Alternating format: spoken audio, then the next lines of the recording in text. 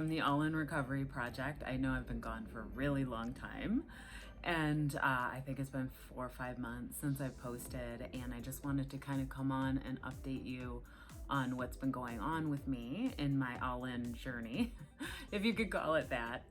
So I think what happened with me was very typical. I was doing great, kind of trying to reprogram my brain as I was eating to my own desire to eat, and I gained a certain amount of weight and decided I couldn't handle it. And it was weird. It was like I had kind of a growing discomfort, and it was gradual, and then all of a sudden I started having nightmares about being shamed in public for my weight gain, people from my past, people who I cared what I look like in front of, and it became kind of like this living nightmare. I'd have actual nightmares at night, and then I would during the day, I would just live in this torture, and I knew something wasn't right, and I just wasn't in a place where I could be okay with the weight gain. And I think that I want to share this because it's probably extremely common. I think there's probably more stops and starts with recovery and eating without restriction than there are actual success stories. So I thought by sharing that and what happened, that might help people, and how I kind of got past it. So basically, I went right back to ultra restriction. Well, that's not true. I went back to keto, which was kind of my lifestyle of choice, even though I typically can't really lose a lot of weight on keto. I knew that I would instantly arrest that weight gain, and that from there I could kind of reassess, and it wasn't so restrictive for me as far as calories and fullness would be, hunger, the hunger fullness thing. So I went back to keto, and it was fine. I tend to be able to pitch myself back into a lifestyle change like that pretty easily. Keto is kind of my thing. I know all of the products to buy to make it the most livable, and I was cruising on that, and realized a couple months in that while I had stopped the weight gain and maybe lost a little bloat, I wasn't losing any weight. And so then I had to kind of reassess the reasoning for it and say, okay, I'm back on this heavy level of restriction because keto is very little carbohydrate, and I am not losing any weight. Is this worth it for me? Even though I was able to stop the weight gain, I was not really losing any weight. And so I went through a couple weeks of severe restriction. What I did is I started counting calories. I tried to stay under like 800, 900, 1,000 calories every day. I was on my FitnessPal track. Sorry about that. I got a phone call on my phone and it interrupted, but I was like, oh my God, I'm right back into the nightmare. What am I doing? This is crazy.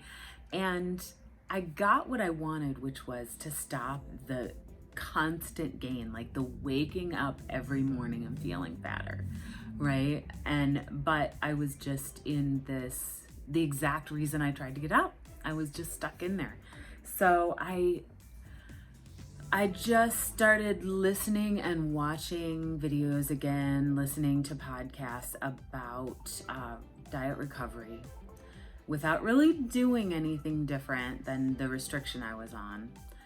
And I came across a video, and I'll try to link it below, by Weight Loss Apocalypse, and she does like live sessions on her YouTube channel, and she started talking about thin superiority and how we buy into the fact that that thin superiority, that you're better thin than you are fat, as a true belief system. And what she did is she compared it to racism and homophobia and belief systems that to us sound pretty outlandish and wrong, frankly, and put this thin supremacy, thin superiority right next to it and compared it. And I had this just epiphany about the fact that it's no different. It is an outlandish, wrong, punishing belief system that we just buy into.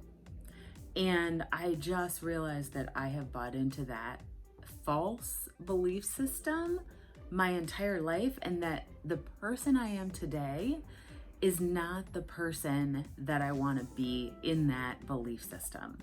That it's ugly, that it's judgmental, that, I mean, the way that it carries forward is so extreme and so harsh and so punishing to not only yourself, but to the people around you. And I, at that moment that I saw that, rejected it. And that was the turning point for me. I rejected the belief system that thinner is better, superior. And, you know, conversely, I had felt like fat was, you know, deficient, that it was disgusting, that it was ugly, that it made me deficient, that my worth automatically plummets to 0 if I'm what I consider fat.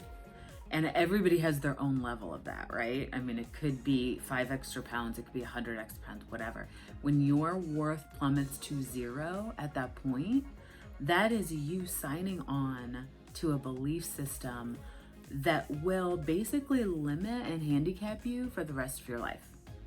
And I felt like I found the answer to what the problem was.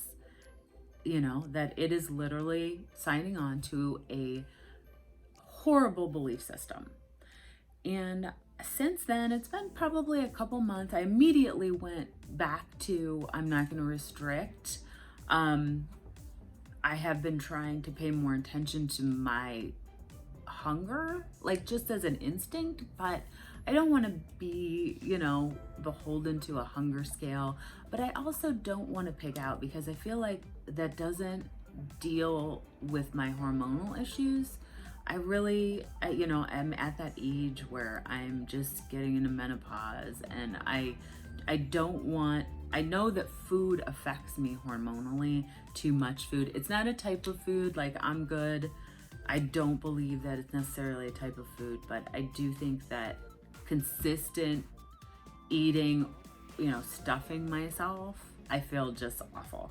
So I just was kind of, you know, I can eat whatever I want if I feel some hunger in it, and then also giving allowance for some emotional eating, because that is, I think, a really important part of recovery. I think that if you are like, I can't eat because I just want to eat emotionally, that you're never really going to be free with food. So that's kind of where I am, guys. And I want to keep this video reasonably short. So I wanted to give that background. And I think what's going to happen now is it's just exploring the old, you know, soundtracks in my head that are running over from my old belief system, because you really have to hear that and counteract that in your head over and over and over and over to just eliminate it. And it does happen, and I can feel like that progress with, you know, I might have an old recording running through my head about, oh, you should feel guilty for eating that donut or whatever. But the more I contradict that, the less it becomes. So in the near future here, I hope to talk more about that I am gaining weight, because the body I had was my restriction body. And then the body I am becoming is my non-restriction body. And then to equalize that with all bodies, thin, fat, you know, tall, short, you know, anything. I want to equalize my situation and my current being with good enough and you know, wonderfully made, you know. So I think I'll just leave it there for now, and I'm really glad to be back, and I hope to be able to share some information that could maybe help other people along the way. All right, we'll talk to you soon.